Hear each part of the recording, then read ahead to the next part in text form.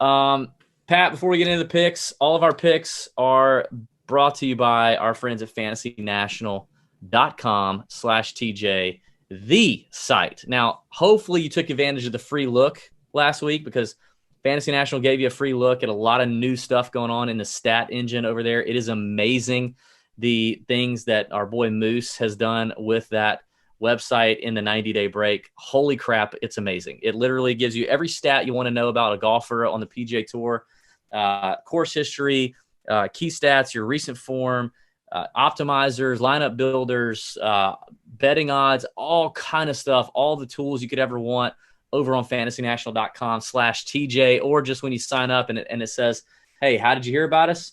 Type in Tour Junkies and you get 20% off of any subscription that you choose, whether it's monthly, weekly, or annually. Go ahead and try it for a week or a month and just see what you like. I guarantee you're going to want to do it for a year. Okay, it's like the best value you could possibly think of. So fantasynational.com/TJ is where it's at. All right, Pat, let's get into it. You ready? Yeah, let's go. All right, 9K and above, a stacked field we have here. Boy, is this a stacked field. This is a lot of fun, man. Rory kicks it off. I just got to say, I'm taking control here off the bat, and you know, I started last week, and we had a lot of similar plays. So I need you to start this week, and then we'll see what happens. Well, I started last week, and you had the similar plays. Oh, is that true? Okay, well then never mind. I'll start. So this you week. start. You start. Okay, I'll start this week. All right. Well, I'm going to start with the guy who I think should have won the damn tournament last week, and that is Colin Morikawa at 10,000 on DraftKings. This guy's an autoplay. He's an autoplay every single week. He is absolutely incredible, and especially with an iron in his hand. It is beautiful to watch what he does with irons in his hands. If you have not watched this guy, he's coming, dude. I mean, he's here, but he's one of those that like who's here because people already know he's already becoming a name. 21 straight cuts, already won on tour, competing. So he's here in a way, but I also feel like he's one of those that's coming. Like this dude could be a number one player in the world. He could easily be the number one player in the world. And I'm not sitting here trying to say that he's going to be a Tiger Woods because I don't, you just can't say that. But the guy can hit an iron like Tiger Woods, and he is just special. And I don't care if he missed some putts near the end last week. As a matter of fact, if you don't want to play him because of that, then I'm happy about that. Nobody's making that choice, though. Nobody's making that choice. I mean, you just can't because regardless of ownership, and I think, I'll play him in GPPs. I like him as a cash play. So he's my cash play this week, too, in this range. I think he's perfectly fine there. You mentioned this cut streak. I mean, what is it, 21, 22 straight cuts? But then that doesn't count the U.S. Open last year where he made the cut there as well, where he was an amateur. And, he was around like 14% owned in the Millie Maker last week, which isn't terrible, which is, the interesting thing I look back at, the winning lineup, Berger was not in the winning lineup, but Morikawa was. But our boy Toe Nose had it. Our boy Toe Nose had Berger in both his lineups. Maybe he was a Chalk Bomb subscriber. Yeah, so that worked out well. But I love some Morikawa this week. Again, it's just another course that he should be very comfortable on. The whole narrative, by the way, of course, history goes out the window with him because every course he goes on, it doesn't matter if he's played it before. I mean, it doesn't matter. Who cares? So I love him this week. Let's talk about this. Because I'll go ahead and break the news. I also have Morikawa written down, and I don't understand when I won't have Morikawa written down because at this point, the guy looks so impenetrable and such a great play with upside, with a high floor.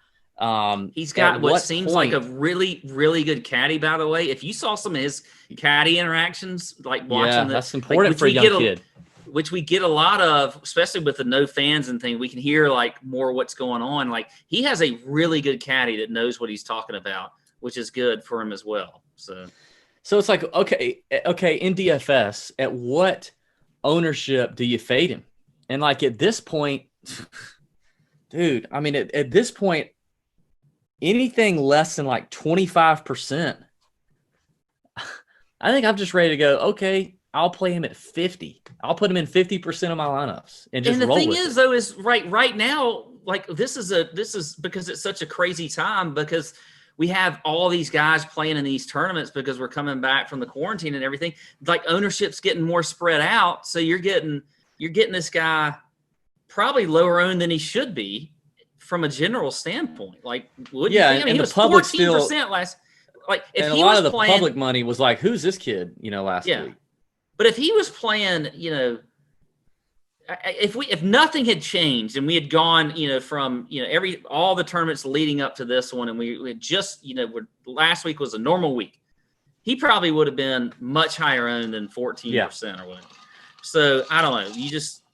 You got to play him, and I'm going to keep rolling with that. Next guy I'm going with is Sadecki at 9,500. I love him here. I think this is a good fit for him, especially from a stat standpoint. You look at strokes gained approach, he is third in the field. He's seventh in ball striking. He is fifth in par four scoring, which is another thing that I looked at, just kind of a small percentage. Checks the box in greens and regulation. I like Sadecki, and he was having a pretty decent year, leading up to, outside of, he finished like T56 at the Arnold Palmer, but before that he had two straight top 10 finishes. I think Sadecki is this is just a good course for him to come in, and I feel like he chose it for a reason. He skipped the first event. I could be wrong. There could be some other thing where he didn't play Colonial for some reason, but I love some Sadecki this week. I like the price at 9,500, so I will play him in GPPs. And then I'm going back to the well and playing Justin Rose at 9,200. I feel like I was kind of out there a little bit with him, coming off, everybody didn't know what clubs he was playing and all that kind of stuff. His price didn't change at all hardly this week. I mean, not at all. And he had the T3 finish last week. Again, another guy that can play this course, I think, really well. He doesn't have, looking at the history here, really maybe none. I don't know. I'm looking just at 5 years. He hasn't played it in forever, but it's because of, this comes after the Masters typically. But I think this is a good spot for Rose again this week. So I like him at 9,200. I mentioned Morikawa as my cash play. And then my fade is going to be Bryson. I am going to fade Bryson. I don't like the price at 10.7. I feel like this course is going to mess with him a little bit. Now, look, I do think it's a cerebral type course where you got to think your way around it. And that's like his profile. But this whole like swing speed thing and everything he's got going on and bombing it out there and like, I don't know. I feel like he's going to like come back to earth a little bit this week here at the Heritage. And he's had some success. I think the first time he played here, he finished like in the top 5. But I don't like it. I think his ownership's going to be a little higher for sure than we saw last week. So I will fade some Bryson DeChambeau at 10.7. There you go, DB. What do you got up here? Okay, this is interesting. So I went with Morikawa in GPPs. We won't spend any more time on that. I went with Sungjae M. What more to say about Sungjae? He's like now the he's like Morikawa light. Like nobody's even talking about him anymore because Morikawa's doing his thing. But Sungjae's a freaking stud, doing his thing still. One of the best iron players, as consistent as they come. Played great last week, and nobody really talked about it. But I love the value there for Sungjae. And I'm going to go with Webb. I'm going back to Webb. I think this is where I'm going to kick recency bias out. Listen, Webb had a great second round. He was 3 over in the first round, came back and had a much better second round, shot under par in the second round. I think it was shaking a little rust off, honestly. And I think now he comes to a course that's even better built for him in Harbor Town. And I'm gonna play off, hopefully, the recency bias and a lot of people that would be irritated with Webb being the highest owned player last week across a lot of contests. His best putting surface over the last 100 rounds is Bermuda. He scrambles well on Bermuda. In fact, he's 8th in this field in scrambling on Bermuda courses and Pete Dye courses. He plays RBC Heritage almost every year, including the last 3 years with a T16, T5, T11. A lot of experience here. $9,000 is stupid cheap. I think Webb is a play I want to hop back on while I think the ownership could be a little suppressed in DFS. But I also like him strong enough that I'm going to play him in cash. So Webb is a cash play for me. Love the value at 9,000. Let me add to that. By the way, just I think too you're getting a little bit of a good discount too from a gambling standpoint on him. He's right at about 30-1. Yeah, I think that's a pretty good play for Webb this week if you're just throwing him out from a gambling standpoint to win. good call. Now, this is not very. I'm not in my normal routine here, so I wasn't able to use some of the technology I normally use. So I had to write tonight. But in the fade column, this is what my fade column says. Let's see if you can see it. You see that? It looks like you said not Bryson. Yeah. It says fade, not Bryson. Honestly, in this range, man, in the 9K and above, there's really not anybody I just want to take a firm stand on. And I'm not going to fade Bryson again. Like, I can't do it, man. And I do think that, damn, like, it just had you hit me up 2 weeks ago and said, hey, would you rather fade Bryson at Colonial or Hilton Head? And I'd have said, okay, Harbor Town. I'd rather fade him at Harbor Town. Yeah. But man, dude, I don't know. I can't pull a trigger on fading anybody here. Now, I will say this. I took a long, hard look at Sadecki for the fade because Sadecki is a horrible putter everywhere, but he's worse than horrible on Bermuda. Long-term, short-term, doesn't matter.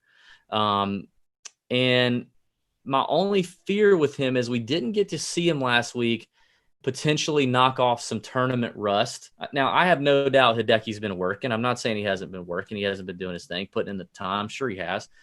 But, you got small greens here. The thing that Sadecki does best is iron play, right? Which is great for this. We've both agreed that the most important factor to Harbor Town is solid iron play and approach play. So I feel like Sadecki is going to be a major boomer bust here because he's going to boom if he hits the greens because these greens are so small. His likelihood of three putting is going to be very low on these small greens versus your average PGA Tour size green. His likelihood of three putting is going to be very low if he hits the greens. If he doesn't hit the greens, I think he trunk slams. If he's not hitting 65%, 60% of his greens in regulation on Thursday and Friday, I think he's going home Friday. I don't see him being able to get up and down and putting the way that he needs to putt to keep it going. So if I were going to make an argument, I think that's the only one I could make. But I honestly just love this range. I mean, this whole crowd is very good. I also love the 8K range. So let's get down into the 8K range category. I'll start there. I'm going to go, man, there's so many names here. So from a DFS perspective, I'm going to go back to similar to Webb, except I didn't really play any Webb. I didn't have Webb last week, but I did have this guy, and he ruined a lot of DFS lineups for me, and that is Matt Kuchar, who just freaking killed me. Kuchar missed the cut on the final hole, on the 36th hole. He was 3 under. He was a shot clear. He could have bogeyed and gotten into the weekend. He drove it in the fairway bunker on his final hole. I think it was the 9th hole, his final hole on Friday. 145 yards out to a back pin location, water all in the front. You hit the freaking shot 150 yards. You make sure you hit that ball 150 yards. Yeah. Worst case scenario, you blow it by and you get up and down. He hits it like 140, spins it back off the green, can't get up and down, double bogey, finishes 1 under, misses a cut by a shot, and tanks so many of my lineups. However, incredible record here. Incredible record and experience at Harbor Town. Okay. His best putting surface kind of waffles between Bermuda and POA, but Bermuda and POA are definitely the top 2. Great scrambler, perfect course fit here. I'm going to go back off the recency bias, try not to be recency biased myself, and get back on the Kuchar train at $8,300. That's a guy who has win equity at this golf course. Okay, he finished runner-up last year to CT Pan here. He can win this golf tournament at $8,300. So from a DFS ownership leverage perspective, I like Kuchar here. But I'm going to go back to the well on a guy that I talked about last week, and I had him in a lot of lineups last week, and he did fantastic, and that is Abraham Answer, who just played wonderfully last week on his way to a T14. Kind of stalled a little bit on Sunday and could have been better. But Abe is an accurate player, putts well on Bermuda, good scrambler, played very solid last week. I'm a big fan of Abraham Answer. He is 70-1 on the old betting card as well. And I'm going to roll with him in cash. I think Answer is a very safe bet in cash. You save some money at 8,000 with him. And I'm going to roll with that. Other names in here that I think from a betting standpoint are interesting to look at. Brooks at 45-1 pops for me. 45-1 for Brooks. And then Patrick Reed at 30-1 is an interesting name. Reed was in contention on the weekend. Just kind of didn't really get it cooking. But those are some interesting sportsbook numbers to look at in terms of betting. And then for my fades, I'm going to go with Tyrrell Hatton. This is one of those ranges, again, where I kind of like almost everybody in the 8K. Like almost everyone in the 8K and above range, I'm not going to be like super passionate about. I think there's a few names in here that are overvalued. Like I think Daniel Berger at 8,900 is getting a major bump here in price and the recency bias. So you could make a point there to fade him. But I'm just going to go with Tyrrell Hatton. First time seeing him from across the pond, coming over. Now he's playing great before the break, so the break was probably not a welcome sight for Tyrrell Hatton, as good as he was playing. But I'm gonna go ahead and bump Tyrrell Hatton out of there at 8,000. So that's me. Okay, I don't mind that at all. All right, so for me, I'm going to go with two guys you actually just, a couple of guys you just mentioned as far as bets are concerned. I like some Patrick Reed here at 8,800, 30-1. That's a good bet. I think that's again, this is a course that he should be able to play pretty well on. Obviously had a great week last week. You look at the stats here. I mean, he's checking the box in ball striking. He's, third in the field in par 4 scoring. This is a guy that just, week in and week out, Patrick Reed has been playing great this year. Obviously we're coming off this huge break, but he came back and still played good again last week, finishing strong. So I like some Patrick Reed at 8,800. And, the other guy that I like is DJ at 45-1. He's 45-1, 8,500 on DraftKings. I think he's a good play. Look, he kind of burned a lot of people last week. I understand that, but he's got some experience out here on this course. Another guy that, with a wedge in his hand is usually pretty good, which I think he'll have a lot of. I think his ownership is going to be super low. People are, really wasn't that high owned last week. He was, where was he last week? Let's see. He was like around 11% last week. Yeah, and on average. He was 11.2%. He's going to be a little bit less this week. Bermuda, he putts fairly well on. Poe is really his best surface, but he is a good putter on Bermuda. South Carolina guy, growing up. So I think DJ at 8,500 is really good. And it's interesting with him at that price. I think I'd like to see where it looks later in the week. Like a lot of people might just gravitate towards DJ because of that pretty price amazing. being. The name cachet with him and Brooks at 86 and 8,500 is pretty remarkable to see those guys at that price. To have Jordan priced above them, to have, had I told you a month ago, like Jordan, Daniel Berger would both be more expensive than both of those guys. Like that's, yeah. But still, I know he burned a lot of people. I don't hate last it. Week. Last week, though, he just didn't do anything well. He hit the ball okay off the tee. His iron sucked, his wedges sucked, his putter sucked. But again, I understand with the price, the win equity.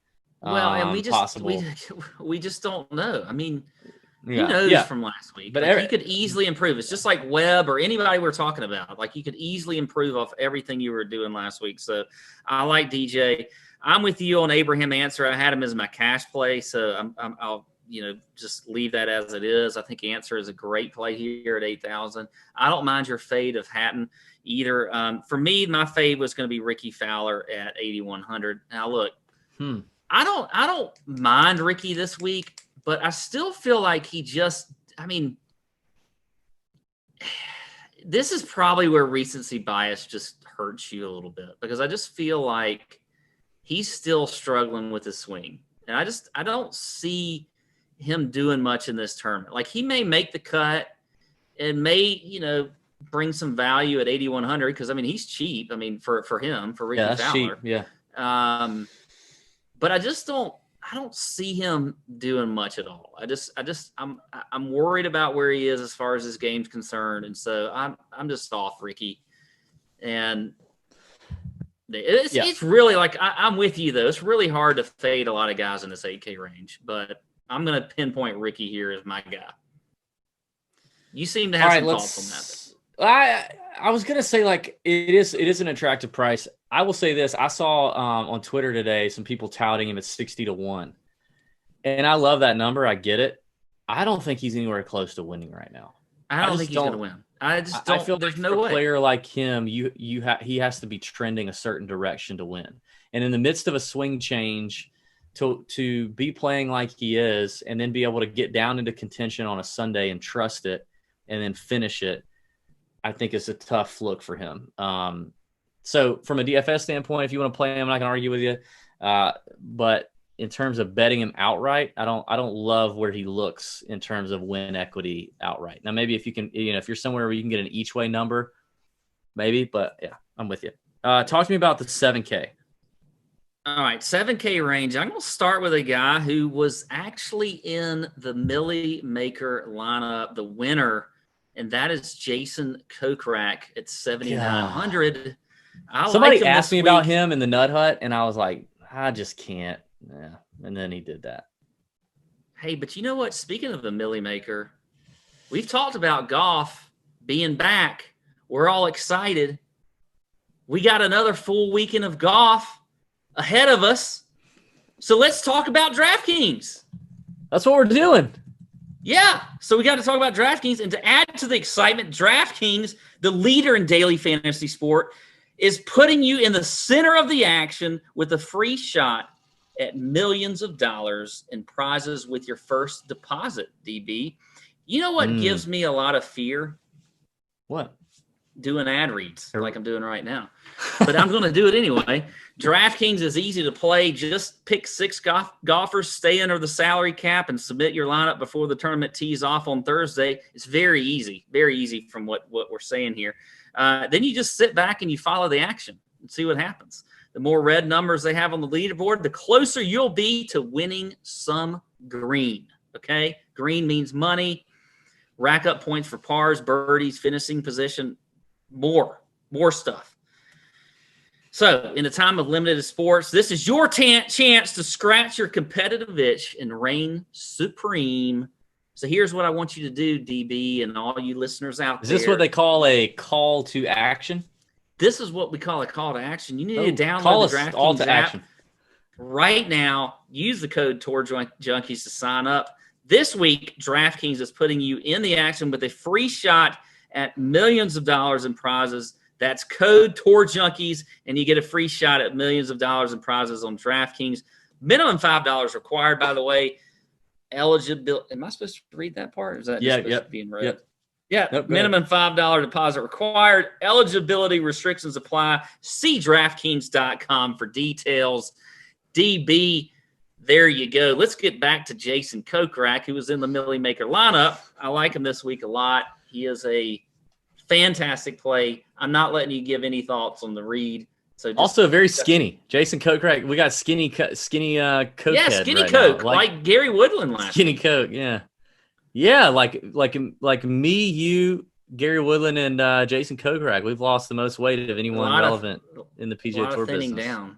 But yeah, so you had old Kokrak finishing T3rd last week.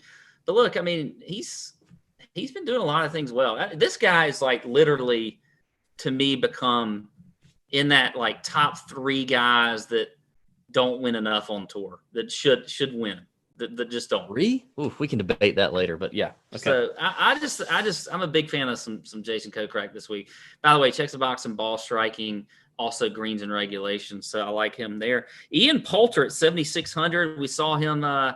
He's talked him up in the Nut Hut a lot on Wednesday night. A lot, and he was one of your late plays last week. You and I were kind of texting back and forth a little bit. I like some Ian Poulter. I think this is a good course fit for him. Checks the box and straight skin approach. Also par 4 scoring. This is a great course for him. So I do like him. And Bermuda is his best surface as well as far as putting on.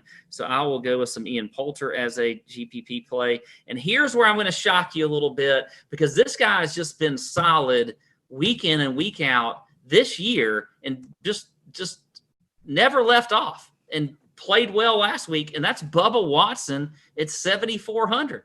Now, you would think Bubba, a course for him is going to be where you can bomb and gouge it and all that kind of stuff and blah, blah, blah, blah, blah, blah.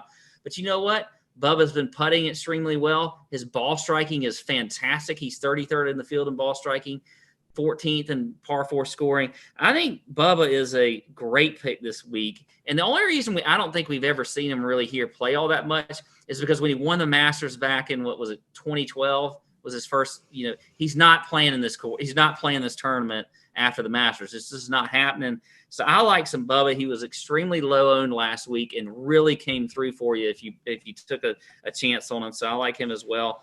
Cash play for me is going to be Joel Damon. We've always said, or you say, that Joel Damon doesn't play well coming off of a break. Well, he played well last week, and he's got another course that's, fantastic for him. I mean, you look at the stats, literally across the board, 11th in approach, 8th in ball striking, 1st in par 4 scoring, 22nd in driving accuracy. Joel Damon does everything right to be able to play well on this course. So I like him at 7,500 in cash, and he's making cuts. He's been doing it all year long. My fade is going to be Matthew Fitzpatrick. I used to kind of like some Fitzy. Yeah, I used to love him. But now it's just like, I don't get the love for him. And we get questions like in the Nut Hut all the time about Matthew Fitzpatrick. And I just don't ever feel like he comes through, and he's at the top of this price range in the 7K area. He just does check a few boxes here, and I know he's done okay on this course, but I feel like he was like 11 or 12% owned in a lot of GPPs last week. Way too high, I think, for him. So I'm going to fade some old Matthew Fitzpatrick at 7,900. Real quick, will you recap for me? So you're fading Fitzy. Your cash is Damon. Joel. You went with GPPs. You went Kokrak and who? I checked Poulter out and Bubba. Bubba. Okay. Okay. A lot of names in here. Like a lot of names in here. Again, I feel like the biggest value in the Nut Hut is the Chalk Bomb is your 7K, 6K guys. Like, this is Really where the real value kicks in, because a lot of things evolve come Wednesday night in terms of ownership for DFS, betting lines change, matchups, all this kind of stuff. So there's a lot of names here. I'm going to try and narrow it down. I think the safest bet, and I would play him in cash or GPPs, is Kisner, who's also 55-1. Great record at Harbor Town, loves Harbor Town, perfect spot for Harbor Town, very familiar putting and chipping on Bermuda greens, played well last week. I was grateful to see him, or happy to see him play well last week at Colonial. He talked about how well he was playing. I like the Damon play. I'll go with JT Poston, who also played very well, and we called him last week as well, playing awesome. He's 70-1 on DraftKings Sportsbook, and I think it's a great price in terms of DFS too. Don't really care if he's chalk or not. I think he will be. I think him and Damon will both, and Kiz will probably be fairly chalky now to think about it. But I don't care. I really like those guys. I'm going to jump on the Harris English train, because I think everyone had – I beat that drum all week last week. I said, don't play Harris English. Don't play Harris English. Don't play Harris English. You don't play Harris English if he's chalk. That is an automatic fade. I was in the Chalk Bomb Wednesday night. I had to tell people over and over again, don't play chalky Harris English. You don't play chalky middle-of-the-road players. You just don't. Now, I'm counting on him taking a severe drop, okay? And I don't think he's that far off, and I think he's a decent player. I think he has top 20, top 15 upside here. It's a great course for him. Now, however, if he does, if people are like, oh, yeah, still get back on, if people are all thinking what I'm thinking, and he ends up being relatively higher owned, like 12, 15% Harris English, I'm not a fan of. I'm not a fan of 12, 15% Harris English. I need single-digit Harris English on this golf course. If he's not that, then I'll pivot. And then there's a bunch of other names in here that I like, but that's what I'll do. Kiz is my cash lock. I think between Kiz, Answer, and Webb being cornerstones of a cash building strategy, and you fill in the gaps from there and have a balanced lineup that's going to get you 6 of 6 through the cut. I think that's what you need. And then my fade is, I hate to say this. Let me pull it up because I'm going to need to have some science to back this up. You know what I mean? My fade is going to be a guy that I love and everybody loves. But I think going right back to recency bias, we have to be aware that recency bias is real. And that's Harold Varner. You know, he got a ton of TV time last week. He got a ton of attention last week. He played great last week. I understand. I know he's been working on his putting. Apparently got a putting lesson from Brad Faxon, which is basically like God giving you, like, pointing his finger down and like giving you the touch that you need. But I just, recency bias is so real. And he was everywhere last week. His worst putting surface in his career has been Bermuda, hands down. If you look over the last 100 rounds, so I did something on Fantasy National I haven't even mentioned yet. I took Pete Dye courses. I took courses that had heavy Bermuda presence. I looked over at Data Golf and found the most comparable courses to Harbor Town, and I compiled all of them and then looked over the last 24 rounds at who's done well. Well, Harold Varner III is in the bottom 10% of this field in around the green and putting and scrambling on courses that kind of fit this bill. So I think it's time I think you hop off just this week and we see what happens. I think that's what we got to do. So there you go. That's the 7K range. Pat, let's hit the 6K range real quick. Who do you like in the 6K? And let's button this bad boy up. All right, well, a couple of guys I'll start off with right up near the top. And this is a guy that really found it at the end of last week at Colonial, and that's Chesson Hadley at 6,900. He did find it. He found something. Had a super low round, I guess it was Sunday, and just literally or was that Saturday? I can't remember. Anyway, just really jumped in at the end there, finished, in the top 25. I like some Hadley this week. He's finished in the top 10 on this course before. Now, he's missed the cut several times too, but he does have he was 7th 2 years ago. He's checking the boxes as well as far as the stats are concerned. He's 20th in the field in strokes gained approach, 24th in ball striking. He's 36th in fairways gained, and he is also in the top 30 in the field in greens and regulation. So I think Chesson Hadley has a chance to have a really good week. I like playing guys that seem to just find something in the tournament before, like he did, where he just went super low.